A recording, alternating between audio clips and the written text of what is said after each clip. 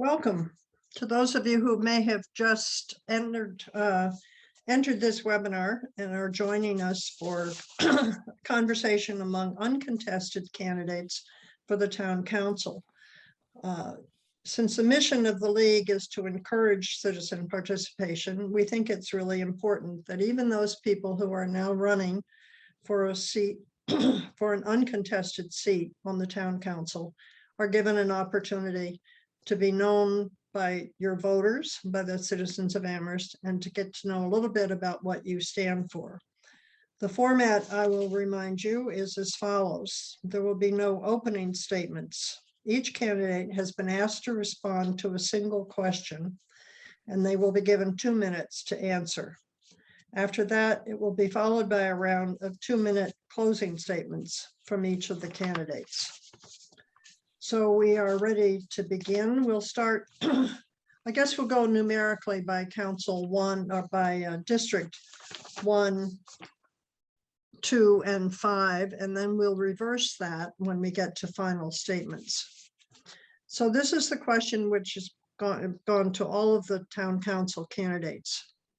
How would you assess the first 3 years of operation under the Home Rule Charter as measured against the values identified by the Charter Commission in 2017? How could the council do better? Specifically, the values that were identified were citizen participation, representativeness, that is demographics and interests, effective, deliberative, and efficient structures, accountability and transparency, a clear voice for Amherst, avoidance of big money politics, a culture of tolerance and respect, strategic and long-term planning. So we ask each of the candidates to assess the first 3 years of operation and how we might be able to do better. We'll start with Michelle Miller, candidate in District 1. Thank you, Nancy. This is a great question. And if you haven't already picked this up at the town hall, do so. It's a really interesting report, and read it through. There's also a letter in there from the Minority Commission, or from the minority of the commission, which is very interesting to read. I really appreciate all the work that went into the process of creating the charter. Quoting from the report itself, the commission held 65 meetings, workshops, and feedback sessions, received 450 written submissions, 250 in-person responses, and hundreds of emails and social media comments. So there was a robust process. And so the question, do I think the town council is perfect? No, but I certainly don't expect it to be either in this early stages of its life. And so it needs time to be nurtured. And I think that we have a committed community to doing that. 2 of the values that I would focus on in the time that I have, if I were on the Charter Commission and knew what I knew now, I would focus on citizen participation. We have a community participation team. The charter called for an officer. We have an excellent team of 3 staff members. I would say we could make that more robust and perhaps even have additional or a leadership role within that team. I would also revisit participatory budgeting. There was a report submitted per the charter on June 1st of this year by the Participatory Budgeting Commission, and it determined that there were limitations due to COVID. So I would say we should revisit that. It looks like I'm about out of time, but I would also focus on a clear voice of Amherst, more clearly defining the role of the council versus the town manager. I'd like to see the council as the policy leadership body offer its vision to the town manager more effectively and clearly. Thank you. Thank you, Michelle. Kathy Shane, District 1.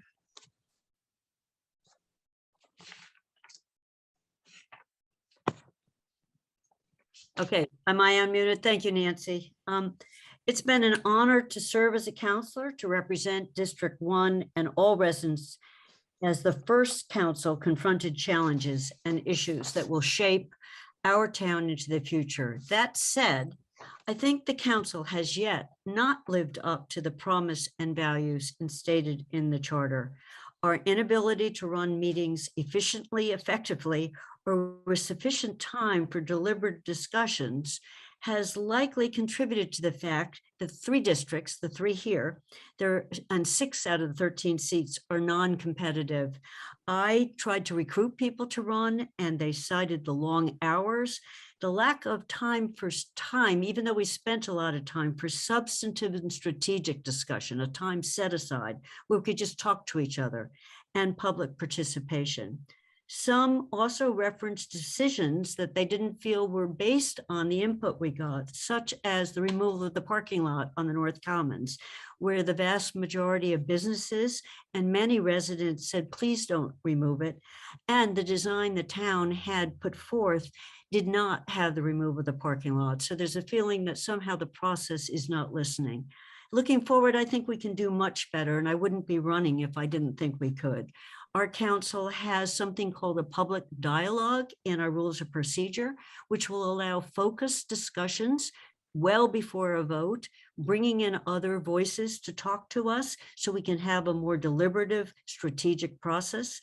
We don't have to proceed piecemeal. We can proceed much more holistically, even on complex issues like zoning, if we talk to each other. We're clearly not yet representative of demographics, income, or interests. This election may bring changes, but we can do a lot more, I think, with outreach. And I think we can also enhance participation at the committee level. I'm chair of the elementary school building committee, and we're going to make a real effort to get information out early, to hear from people well before decisions are made, so we can bring everyone in. And my time is up. Thanks for this terrific question. Thank you, Kathy. Lynn Griesmer.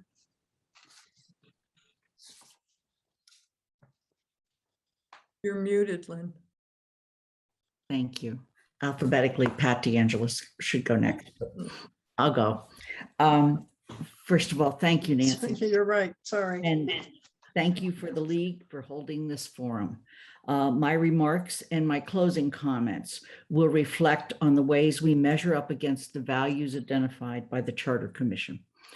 Yet there is clearly room for improvement. Regarding citizen participation, since the inauguration of the town council, we have held 20 plus public forums, about as many hearings, and 1 meeting of residents regarding 132 Northampton Road. Attendance at these ranged from 5 people to 400 residents. I have individually responded to over 4,000 to 6,000 plus emails on behalf of the town council as president. Most town council and committee meetings include public comment, which range sometimes from 1 person up to public comment going on for over an hour. And the newest mechanism allows all residents to submit public comment online, and these are then published prior to every town council meeting on the town's website. In addition, well over 250 residents, clearly not enough, however, participate as members of our many committees. And we've added 2 committees since the council started and not eliminated any. With regard to being representative, in many ways, the town council reflects the face of Amherst, but in a very serious way, it does not. And I hope that this election will correct that problem. Accountability. The annual budget process, while complicated, has numerous points of input. We continue to receive clean annual audits. The charter describes 4 procedures that residents can use to petition the town council, and each of those have been tried, although some have not been successful. And I'll come back and finish my comments later. Thank you, Lynn. Pat DeAngelis, District 2. Sorry, Pat, that I had Oh. G come before D. That's not a problem, really and truly. Thank you, Nancy. 3 years ago, I voted against the charter and then surprisingly decided to run for a seat on the council. And I'm grateful that I did. In the past 3 years, the council has accomplished many things. Thanks to the support of Councilors Brewer and Steinberg, whose knowledge and history supported our growth and understanding about governance, we developed a committee structure to address community needs, allocate resources, and address the actionability of legislation. Responding to community voices and national events, we created an Energy and Climate Action Committee addressing climate change, a community safety working group addressing policing and expanding our definition of safety, and an African Heritage Reparations Assembly to help us work towards repair and reconciliation. Two major events, the murder of George Floyd and the pandemic, which had the potential to drive us apart, instead challenged us to address the systemic racism inherent in our town and government structures. Citizen participation increased because of Zoom, which allowed more people to attend meetings, amplified BIPOC voices and the voices of other marginalized groups, and challenged us to look at our history and at the silences that we've allowed to grow. We still face challenges we're struggling to address. Our committee structure can be cumbersome and confusing to residents. A culture of tolerance and respect has been difficult to maintain. Members of the community can still feel silenced or ignored, which exacerbates the differences between us. And while I believe accountability and transparency has increased since town meeting, it remains an issue. With all that, I truly believe that the shift to a council manager form of government has benefited our community and will continue to do so. Thank you. Thank you, Pat. We move to District 5. Shalini Bal-Nim first. So thank you to the League for inviting us to pause and reflect on this question. And thank you to all my colleagues so far. Yes, to everything that all of you said. As I reflected back on the last 3 years, I have no doubt that our first council has really been intentional about incorporating the Charter Commission values. In fact, one of the first things we did as a council was to take the charter values and incorporate it in our rules of procedure. Having worked closely with many of my counselors, co-counselors who are here today and some who are not here, I know we've endeavored to live these values. And the 13 of us came together with different perspectives, different endorsements, different passions, and we've all worked really hard. And I really truly believe we have worked with respect and appreciation of the diversity that all of us have brought. Just seeing the diversity of responses today is, goes to show that how we do think differently, and that's a good thing. Some of the figures and numbers that Lynn provided, we've been meeting regularly twice a month, and we're able to pivot effectively during COVID because of the format of this government and supported by the town office that allowed a lot more participation. We've had regular district meetings. So if you haven't yet signed up for the district meetings or don't know who your counselors are, please look up, and that's another way to join. And yet we do continue to face the age-old problem of increasing participation and diversity of voices being reflected. And so as CRC, we worked on that. Initially, we saw that as a problem, and we're working with UMass right now to create a prototype for better participation. And one thing I do want to say is that the success of the town council lies in the hands of not just the councilors, but all of us working together. So as a committee, as a community, we all, residents, developers, bid, local community members, residents, we all need to do a better job of working together. Thank you. Thank you, Shalini. And District 5, Anna Devlin Gothier. Nancy, you nailed it. That was so good. So thank you so much to the League for hosting us, and hello again to my fellow candidates for council, as well as those for the Jones Library. My name is Anna Devlin Gothier. I use she, her pronouns, and I'm running to represent District 5 on town council. The first council had a big job. I don't think that is a controversial statement, right? They were really building the airplane as they were trying to launch it at the same time. And to be honest with you, we're still in our Kitty Hawk era, right? To take the metaphor a little too far. Ultimately, my assessment of this council is that they have laid the groundwork well, both in what is working and where we as a second council have our work cut out for us, right? This council did build structures. When I look at that list, I would say that has been one of the biggest strengths of our first council. They had to figure out how to do this form of government in Amherst by necessity, right? Those structures were by necessity. And are they as effective, deliberative, and efficient as we need them to be? No, not yet, right? That's an area of growth for us. I do not want to and will not speak for my fellow uncontested candidates, or sorry, not my uncontested, my fellow first-time candidates, but I would venture a guess that I am not alone in deciding to run it, in part because we saw where we could impact positive change moving forward.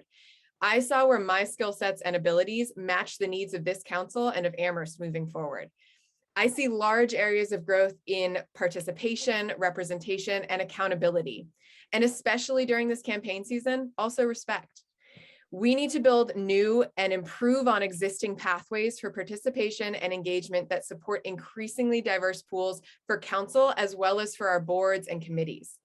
Accountability can't just happen every 2 years during an election. We need to make sure our counselors are engaging with the full community and building trust, and with it, that accountability. And we need to engage in ways that are solutions focused. Respect doesn't come at the cost of accountability or transparency. Sorry.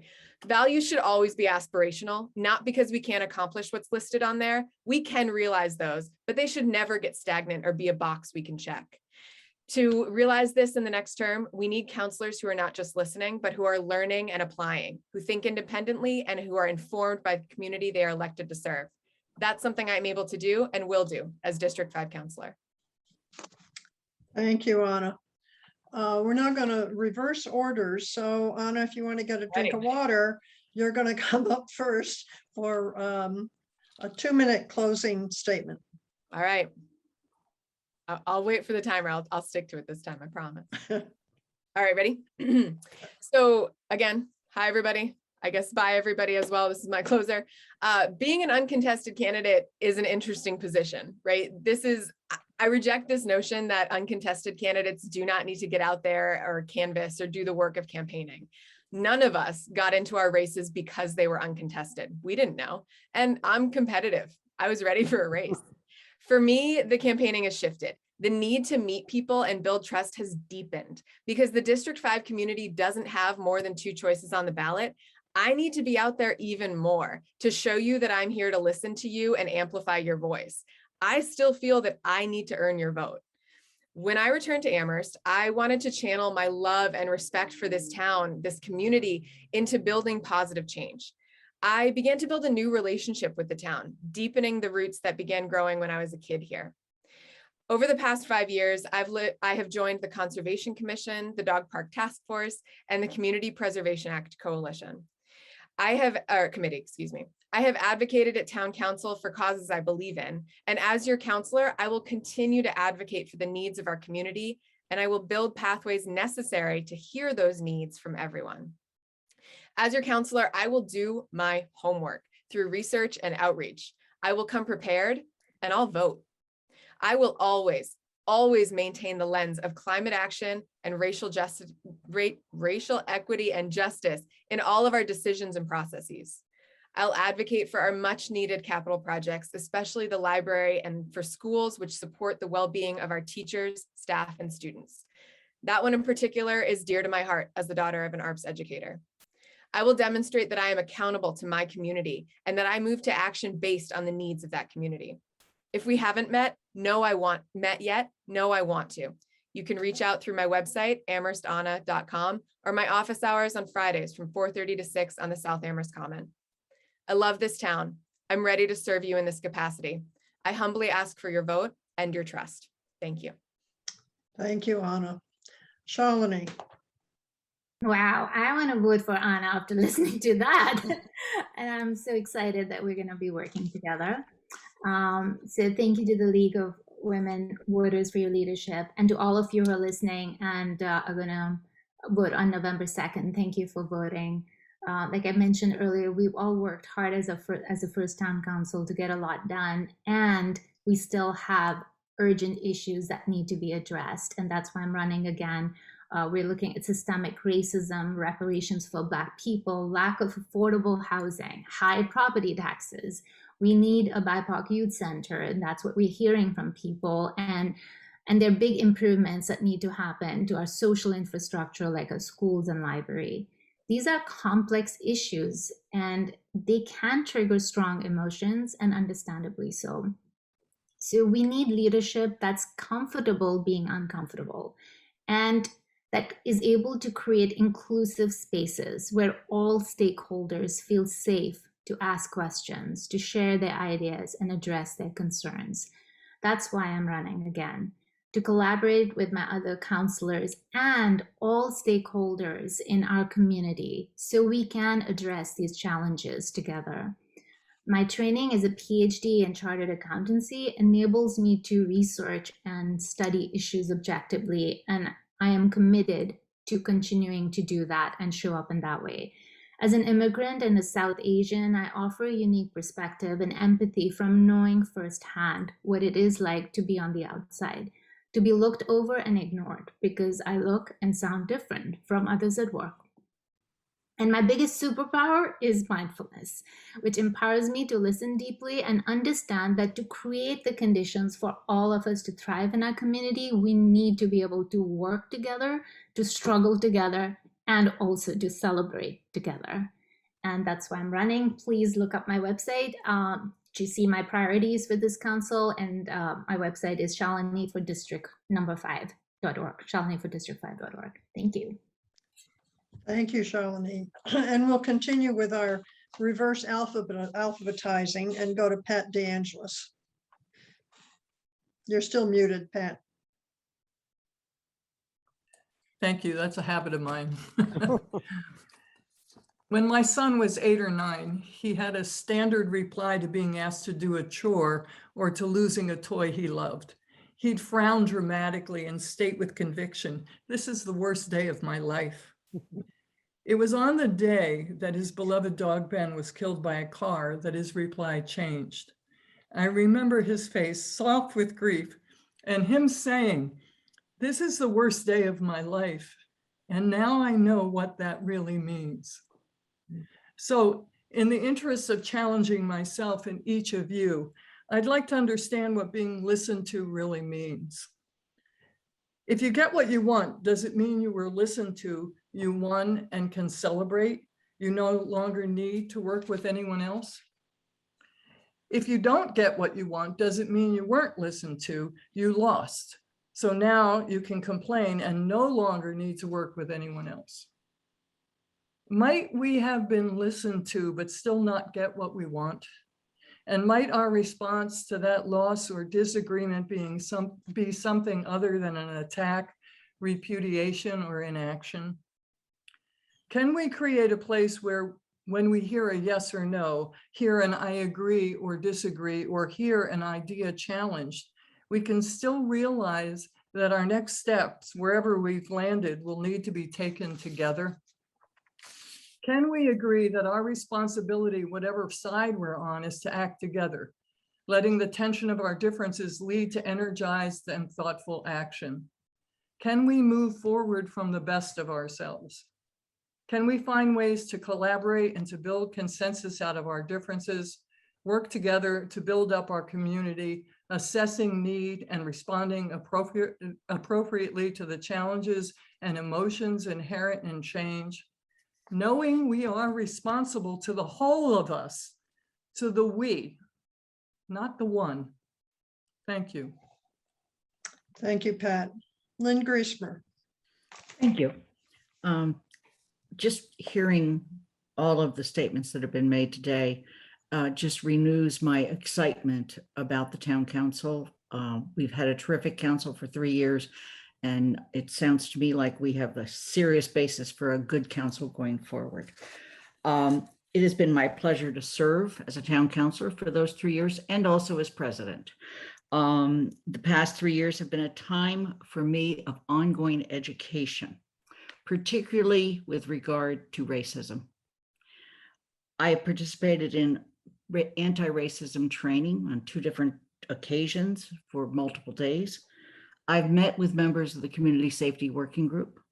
and worked with the co-chairs to help facilitate their meetings with the council. And still, I'm learning, and I will continue to learn as we move forward. The town council has represented the town with the state legislature on items such as ranked choice voting, voting by mail, open meeting law, and other issues as appropriate. We passed numerous resolutions and proclamations and have publicly read at least 18 of those since December 2018, creating a clear voice for Amherst. I personally limit my own cash donations to my campaign to no more than $100, which helps me eliminate any sense of big money politics. Our strategic and long-term planning is evident in the creation and approval of the town manager's performance goals, the financial model for the large capital projects, and the 5-year capital plan, to name a few. Personally, I would like to begin planning now for the use of an empty elementary school and explore particularly ways we might combine a senior center and early childhood education programs. So in closing, let me just say government's clunky, but our structures and committees allow every issue to have a body that looks at it. While this does not appear efficient, I ask all to reflect on the accomplishments of this council. I will be addressing those as well as our challenges on December 6th in the State of the Town address. Thank you, Lynn. Kathy Shane. I have to agree with Lynn's comment on the wonderful comments we're hearing from everybody and how heartfelt they are. I'm seeking re-election with one very clear goal is to shepherd a new elementary school from design to completion. And the second is to use my skills as an economist to address our fiscal challenges in a way that minimize taxpayer impact. I support development that enhances our town, provides housing, affordable housing, and actions to address climate change, protect open spaces, and our farms. We must not forget our farms. And we have exciting new efforts to address social and racial justice concerns and issues. In my current role as chair of the school building committee, I commit to working hard to build a school, to working toward building a school, because I'm not going to be building it, that wins wide support with a strong educational program and green net zero construction. Our school will hopefully be a source of pride, unity, and serve our children and all of our children well into the future. And I totally agree with Lynn that this is the time to start saying, and what do we do if we have an empty building? Let's start planning holistically.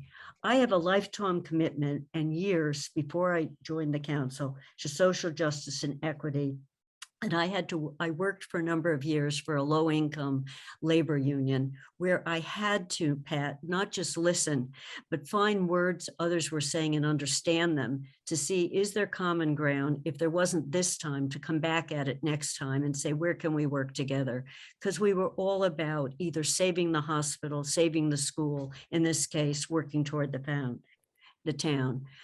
Well-being. And I bring this commitment to the council, and I hope those who have watched me in action realize how hard I work behind the scenes to support others. And I really look forward to the next 2 years, because I think we have a lot to do, but I think we can make many positive steps forward. Thank you.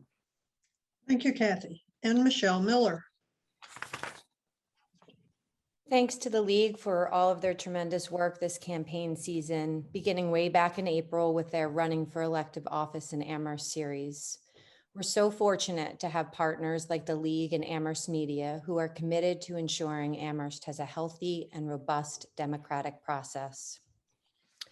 I've spoken in other formats about myself and what I hope to achieve as a town councilor. I hope you'll check out my website, votemichellmiller.com, my candidate statement on Amherst Media's YouTube station, and I really hope to connect with you to learn what you care about most. But today I want to offer something different. This past year working on the reparations effort, which has been recognized nationally and globally, I became even more aware of the leadership role Amherst plays in the US. What we do here in this quaint, progressive college town is bigger than us. I don't say that to diminish the individual experiences we have as residents, but to presence for us the impact we have on other communities throughout the country. In a recent meeting of the African Heritage Reparations Assembly, of which I am co-chair, we had a guest from the Boston area attend to talk about partnering with our committee to screen a documentary about racial reckoning in Amherst. Screen it in Amherst. One of our members, upon looking at the description of the film, which is now airing on PBS, asked our guest, "Why Amherst, such a small town compared to other places?" She replied, and I paraphrase, "Our small town took up a big conversation when we embarked on this journey to reconcile 400 years of harm toward people of African descent." In that moment, through my tears, I realized more than ever that I live in a community with people who truly care about progress, here in Amherst and in the larger and deeper sense of the word. We have the power to change the course of history because of the way we are seen and the role we play as a progressive community. I want to keep living into that and bringing that lens to everything I do as a town councilor. Thank you for giving me this opportunity to serve you, and have a wonderful fall season. Thank you, Michelle, and thank you to all of the candidates, both for the 3 districts represented here and to the library trustees. I have to say that this occasion has made me very proud to be a citizen of Amherst. We have wonderful candidates who are really devoted to working for the needs of all of the residents of Amherst. And I feel confident that life will continue to improve in the town. Remember, to the audience at large, remember to look for the statements of candidates in the town bulletin board. Be sure to pick up a copy of the Amherst Bulletin on the Friday before Election Day for the League's election guide. And don't forget to vote. Good day, and thank you.